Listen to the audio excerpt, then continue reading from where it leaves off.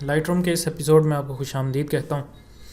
इस एपिसोड में बेसिकली हम देखेंगे कि मिल्की वे को एडिट कैसे कर सकते हैं। इससे पहले भी एक वीडियो में इस मिल्की वे को एडिट करने के बारे में शेयर कर चुका हूँ, लेकिन उसमें थोड़ी बेसिक टेक्निक्स मैंने शेयर की थी, लेकिन इसमें मैं थोड़ी सी एडवांस टेक्निक्स शेयर करूँगा। तो इसको रीसेट कर लेते हैं और ये मेरा स्टार्टिंग पॉइंट होगा। अभी देखेंगे इस पिक्चर में बहुत सारा नॉइज़ है, यहाँ पर बहुत सारी एक्स्ट्रा चीज़ें हैं। ये सारी चीज़ें, काफ़ी सारी चीज़ें इसमें ऐसी हैं जो कि नहीं होनी चाहिए इस पिक्चर में। तो मैं कोशिश करूँगा कि उन्हें डिलीट करूँ और उन्हें इसमें से डेवलप करके रिमूव कर सकूँ। तो शुरू करते हैं। सबसे पहले आप ये करें कि आप एक्सपोजर को ऊपर करने की कोशिश करें। इसको ऑलमोस्ट 2 पॉइंट्स ऊपर करें। ओके, ये ज़्यादा हो रहा है।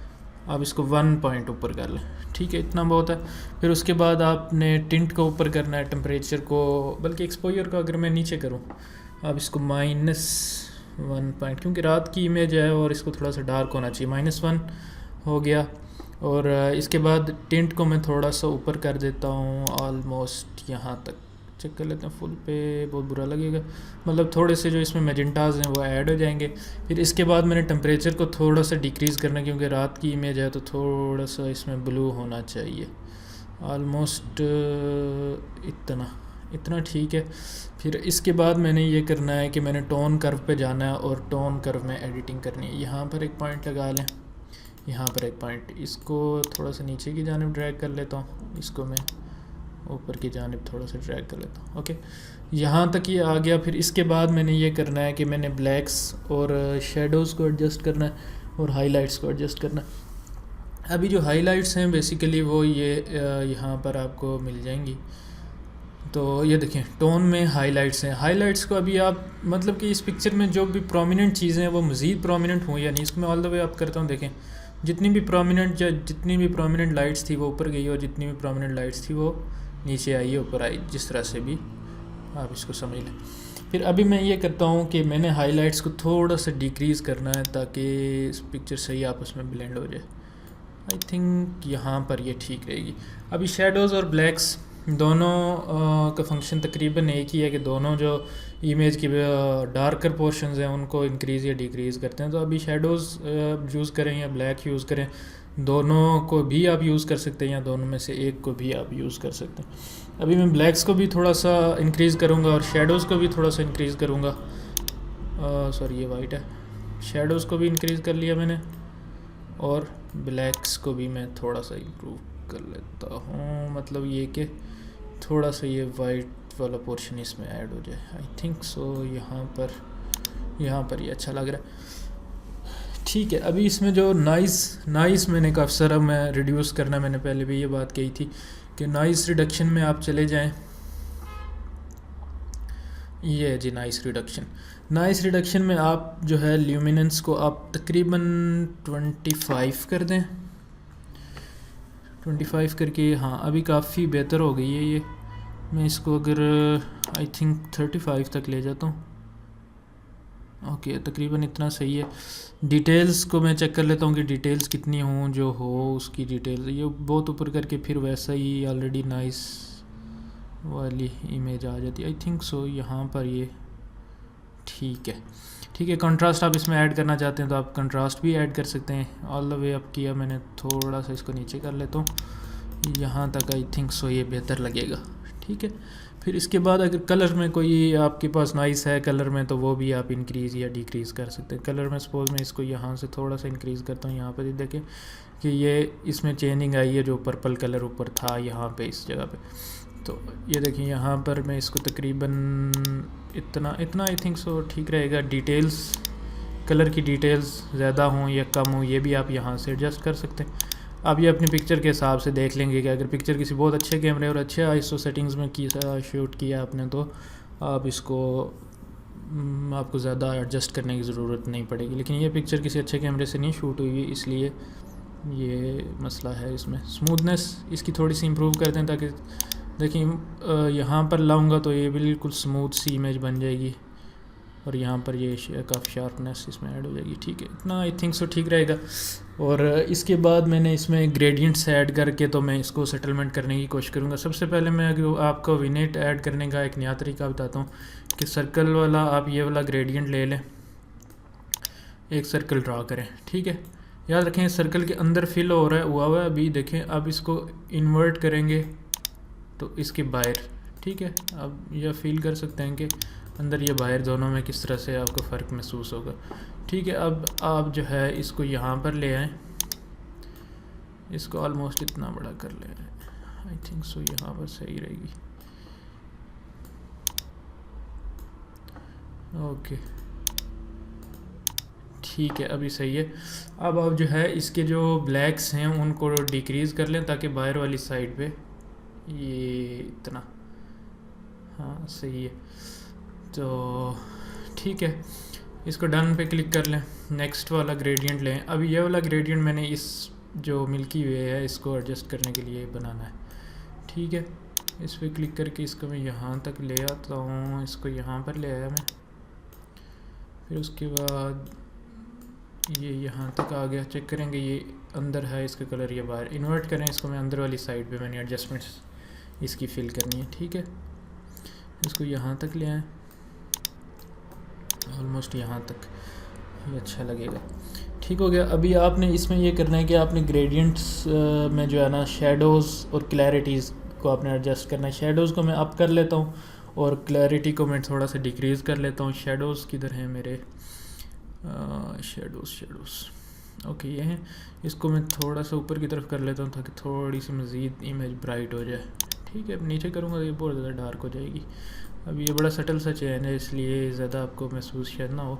अब इसमें जो बहुत ज़्यादा ब्लूज़ ऐड हो गए हुए मैं उनको भी थोड़ा सा डिक्रीज़ करने की कोशिश करूँगा कि ऑलमोस्ट यहाँ तक अगर वो चले जाए। देखें ये यहाँ तक, ऑलमोस्ट यहाँ तक ही अच्छा हो गया, ठीक है।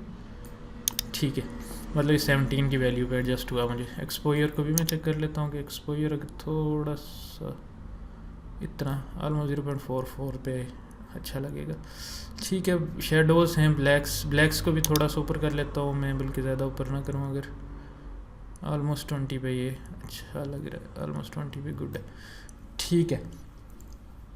तो ये थी इसमें मैं अगर इसकी जो है ना शार्पनेस को मैं थोड़ा सा डिक्रीज़ कर लेता हूँ ताकि थोड़ा सा ज़्यादा सेटल हो जाए ये चेंज, ठीक है।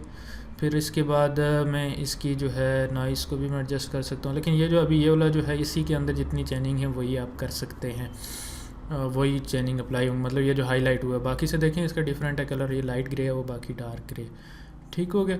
अभी आप डी हेज़ थोड़ा सा इसको डी हेज़ कर लें, आई थिंक सो इतना ठीक रहेगा। क्लैरिटी को थोड़ा सा इम्प्रूव कर लें, ओके। अभी आप जो इसकी क्लैरिटी है उसको मैंने यहाँ तक इम्प्रूव किया, लेकिन यहाँ तक ये अच्छा नहीं लग रहा। अभी यहाँ तक ऑलमोस्ट 9 तक आई थिंक सो ठीक लग रही है। अभी ये वाला जो पोर्शन है इसमें थोड़ी सी ज़्यादा मुझे क्लैरिटी चाहिए। इसके लिए मैं ये करता हूँ कि मैं एक और ये जो है ग्रेडियंट वाला मैं ऐड कर लेता हूँ यहाँ पे। देखें ये मैंने यहाँ पर ऐड कर लिया इस पोर्शन में, इसको हाँ आई थिंक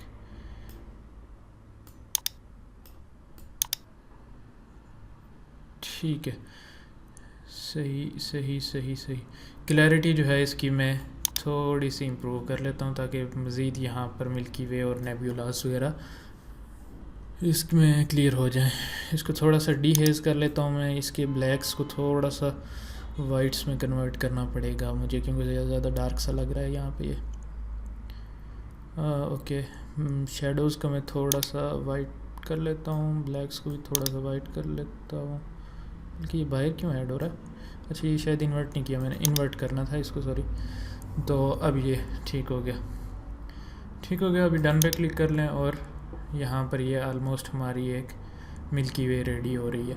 तो अभी ये यहाँ पर एक और ग्रेडियंट आप ऐड कर सकते हैं ताकि ये वाला जो बैकग्राउंड ये बैकग्राउंड है ये फोरग्राउंड से सेपरेट हो सके। इस स्केयर पे क्लिक करें, यहाँ पे इसको ड्रैग कर लें नीचे की जानिब, ठीक हो गया। हाँ इसको आप थोड़ा सा डी हेज़ कर दें, डी हेज़, ओके। ये देखें बाहर अप्लाई हो रहा है, इस पर बाहर नहीं करना। इसको जो है इन्वर्ट मास्क पे क्लिक करके इसको लाजमी जो है वो इन्वर्ट कर लेना। ये इन्वर्ट का ऑप्शन यहाँ पे शो नहीं कर रहा। रेंज मास्क, ओके ओके, इसको बेशक आप रहने दें, रीसेट कर लें इसको। ओके,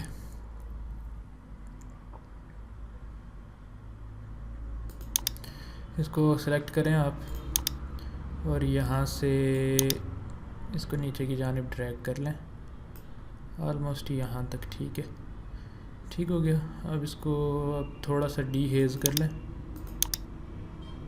आई थिंक सो डी हेज़ थोड़ा सा ज़्यादा करना चाहिए मुझे, बाहर वाली तरफ भी ऐड हो रहा है। ओके, क्लैरिटी को मैं डिक्रीज़ कर लेता हूँ, ठीक हो गया।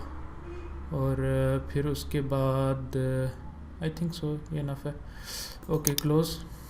तो तकरीबन ये हमारी रेडी है। मज़ीद अगर कोई एडजस्टमेंट करना चाहते हैं आप तो ये एडजस्टमेंट ब्रश से आप कर सकते हैं। जैसे मैं अगर यहाँ पर थोड़ा सा मज़ीद इसको, इस एरिया को मैं अगर थोड़ा सा लाइट करना चाहूँ, या फिर ये अभी डार्क हो रहा है, इसको मैं जो है इसकी टेम्परेचर को इंक्रीज़ कर सकता हूँ यहाँ से, ताकि ये पोर्शन भी उसके साथ थोड़ा सा मैश हुआ हुआ लगे। ठीक है, इसको भी मैं कर लेता हूँ, लेकिन इसको बहुत ही माइन्यूट सी चेंजिंग आपको करनी पड़ेंगी तब जाके ये होगा। तो इसका जो मैं कंट्रास्ट है, इसके मैं वाइट्स को थोड़ा सा डिक्रीज़ कर लेता हूँ, शेडोज़ को थोड़ा सा इम्प्रूव कर लेता हूँ, ब्लैक्स को भी थोड़ा सा वाइट्स की जानिब कर लेता हूँ, बल्कि ब्लैक्स को मैं डाउन करता हूँ। ब्लैक्स आई थिंक 0 पे ही ठीक है। शेडोज़, ओके सॉरी, शेडोज़ पे क्लिक करूँ, शेडोज़ को मैंने काफ़ी डार्क कर लिया, ठीक हो गया। अच्छा, ये यहाँ पर ये हमारे पास तकरीबन हमारी इमेज रेडी। मज़ीद भी इसमें आप एडजस्टमेंट्स कर सकते हैं, लेकिन फ़िलहाल मैं इसको यहाँ तक ही रखूँगा क्योंकि आई थिंक ठीक है। ये रीसेट पे क्लिक करें तो ये हमारी इमेज थी। देखें इसमें कितना ज़्यादा नाइस था, कितनी बुरी लग रही थी। इसको हमने यहाँ से उठाया और यहाँ तक हम ले आए, जो कि इंतहाई खूबसूरत लग रही। तो ये था आज का ट्यूटोरियल। मिलते हैं अगले ट्यूटोरियल में। अल्लाह हाफ़िज़।